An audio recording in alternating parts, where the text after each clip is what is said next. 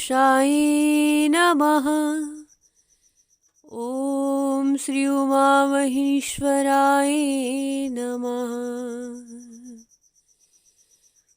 ॐ शान्ताकारं भुजगशयनं पद्मनाभं सुरेशं विश्वाधारं गगनसदृशं मेघवर्णं शुभांगं लक्ष्मीकान्तं कमलनयनं योगिर्भिर्ध्यानगम्यं वन्दे विष्णु भवभयहरं सर्वलोकैकनाथं सर्वलोकैकनाथं। श्री कार्तिक मास महात्म्य 20वां अध्याय। अदिति के तप से प्रसन्न होकर भगवान द्वारा माँ अदिति को वरदान देकर उनके यहाँ पुत्र रूप में स्वयं अवतरित होने का वरदान देना। कालांतर अदिति के यहाँ वामन रूप में जन्म लेना और फिर राजा बलि के यज्ञ में पधारना। सूर्य के इस प्रकार कहने पर ऋषि पूछने लगे कि हे श्री सूर्य जी, बड़े आश्चर्य की बात है कि अदिति जी अग्नि में नहीं जली, न उन्हें इसका पता ही चला। और तब श्री सूर्य जी बोले कि हे ऋषियों, इसमें आश्चर्य की क्या बात है। जिन भगवान के स्मरण मात्र से समस्त संकट दूर हो जाते हैं, उनका ध्यान करने वाले भक्त को भला कौन कष्ट दे सकता है। जब अग्नि शांत हुई और जब चक्र सुदर्शनधारी भगवान श्री विष्णु स्वयं अदिति के सामने साक्षात प्रकट हो गए, बोलिए श्री लक्ष्मी नारायण देव की जय। और बोले, हे देव माता, तुम्हारे इस कठिन तप से हम अत्यंत प्रसन्न हैं, अतः विचित वरदान मांगो। तब माँ अदिति उनके श्री चरणों में लेट गई और अत्यंत दीन होकर विनयपूर्वक स्तुति करती हुई कहने लगी, हे यज्ञ पुरुष, आप जगत नियंता है, सर्वशक्तिमान है एवं अंतर्यामी है। आपको मैं प्रणाम करती हूँ। आपसे ही सारी सृष्टि के प्राणियों में तेज विद्यमान है। मैं आपकी श्री चरणों में हूँ। अदिति मैया कहने लगी, हे प्रभु, मेरे पुत्रों को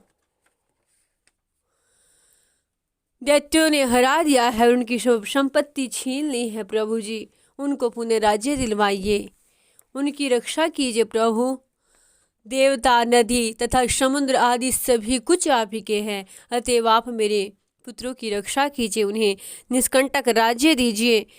हे प्रभु, आपके श्री चरणों में प्रणाम कर देने मात्र से सबको सब कुछ सुलभ हो जाता है। प्रभु, मेरा मनोरथ भी पूर्ण कीजिए।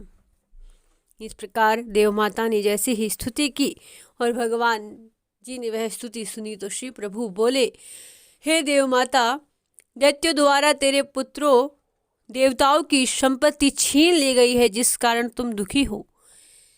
इस समय असुर अत्यंत बलशाली हो गए हैं और समय उनके अनुकूल है, अतएव मैं तुम्हारी अभिलाषा पूर्ण करने के लिए तेरे गर्भ से अवतार लूंगा, ऐसा भगवान जी ने वचन कहा।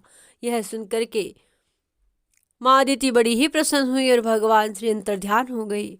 उसी दिन कश्यप जी द्वारा अदिति ने गर्भ धारण किया और सुंदर घड़ी भाद्रपद शुक्ला द्वादशी को दोपहर के समय अदिति जी के गर्भ से श्री त्रिलोकीनाथ बालक स्वरूप में प्रकट हुए। उनका स्वरूप है वामन भगवान का। बोलिए श्री वामन भगवान की जय। उनका दर्शन पाकर देवता लोग आकाश से पुष्प वृष्टि करने लगे, शंख ढोल मृदंग बजने लगे, अप्सराएं नाच गान करने लगी और स्तुति करने लगे। रूप वामन को बनायो रे बिहारी जी ने, रूप वामन को बनायो रे बिहारी जी ने, हाँ हाँ बिहारी जी ने, हो बिहारी जी ने, हाँ बिहारी जी ने, हो बिहारी जी ने। रूप वामन को बनायो रे बिहारी जी ने। देवन साजे डमाडम बाजे, देवन साजे डमाडम बाजे, सबको दियो भरमायो रे बिहारी जी ने। रूप वामन को बनायो रे बिहारी जी ने। शावीर सूरत माशुरी मूरत,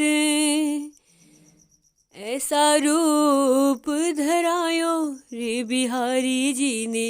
बलि को दियो भरमायो रे बिहारी जी ने। सुंदर स्तुति भगवान जी की अनेकों प्रकार से नाच गान हो रहा है, मंगल उत्सव हो रहे हैं। श्री कश्यप जी के द्वारा भगवान वामन का जाति क्रम संस्कार किया गया। समय आने पर एगो पवित्र धारण कराया गया। और हे राजन, वामन भगवान को बृहस्पति जी ने यगो पवित्र, कश्यप जी ने मेखला, पृथ्वी ने मृगचरम, चंद्रमा ने दंड तथा माता अदिति ने स्वयं अपने हाथों से कौपीन प्रदान किया। तब भगवान दंड कमंडल लेकर के घर से बाहर निकले। बड़ी सुंदर छवि है भगवान श्री वामन की। बोलिए श्री वामन भगवान की जय। और पृथ्वी का दान लेने की इच्छा से उस स्थान की तरफ चल पड़े जहाँ राजा बलि यज्ञ कर रहे थे। और इंद्रपद की प्राप्ति के लिए राजा बलि का यह अंतिम यज्ञ था।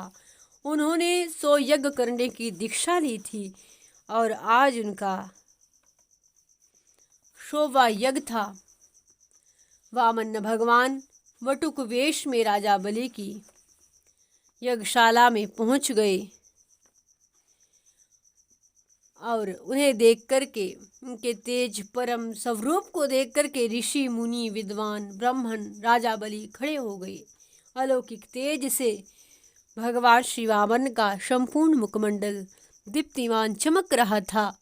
उनके अत्यंत लघु रूप, बोना स्वरूप देख करके सभी आश्चर्य करने लगे। राजा बलि ने स्वयं आगे बढ़ करके उन्हें सम्मान सहित रत्नजड़े सिंहासन पर बैठाया। जल से उनके श्री चरणों को पखारा। उसके पश्चात बोले कि हे बाल ब्रह्मचारी, आपने बिना आमंत्रित किए हम पर कृपा करने का कष्ट किया है और अपने श्री चरणों की रज दे करके हमें धन्य किया है। उसी प्रकार अपनी अभिलाषा भी व्यक्त करे। हाथी, घोड़े, रथ, पालकी, स्वर्ण मुद्राएं, भूमि आदि जिस वस्तु की आप इच्छा रखते हो निसंकोच कहो, मैं प्रसन्नता पूर्वक आपकी इच्छित वस्तु आपको प्रदान करूंगा।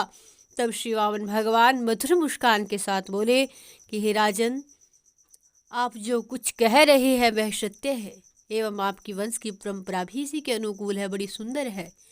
आपके पितामह भक्तराज प्रहलाद और हिरण्याक्ष तथा हिरण्यकश्यप भी तो ऐसे थे जो याचकों के मुख से दान की याचना सुनकर के कभी अपना मुख न मोड़ते थे। तब राजा बलि बोले, हे ब्राह्मण कुमार, तुम्हारी बातें वृद्धों जैसी है किंतु बुद्धि बच्चों के समान है। ब्राह्मण के पुत्र होकर के भी अर्थ सिद्ध करना नहीं चाहते। मैं तुम्हें दीप के दीप दान करने में समर्थ हूँ। राजा बलि के वचन सुनकर के भगवान श्री वामन बोले, हे राजन, लोभ करने से ब्राह्मण का तेज एवं धर्म बल क्षीण हो जाता है। हम लोभी ब्राह्मण नहीं हैं। और जैसे ऐसा कहा हम लोभी ब्राह्मण नहीं हैं तो शुक्राचार्य जी जो दैत्यों के आचार्य है समझ गए और दिव्य दृष्टि से देखा कि यह तो साक्षात नारायण का स्वरूप है। अतः उन्होंने इशारा करके राजा बलि को बुलाया, एकांत में बुला करके सारी स्थिति से अवगत कराया। बोलिए श्री लक्ष्मी नारायण देव की जय, श्री राधे कृष्णा की जय, श्री वामन भगवान की जय, भक्तवत्सल भगवान की जय।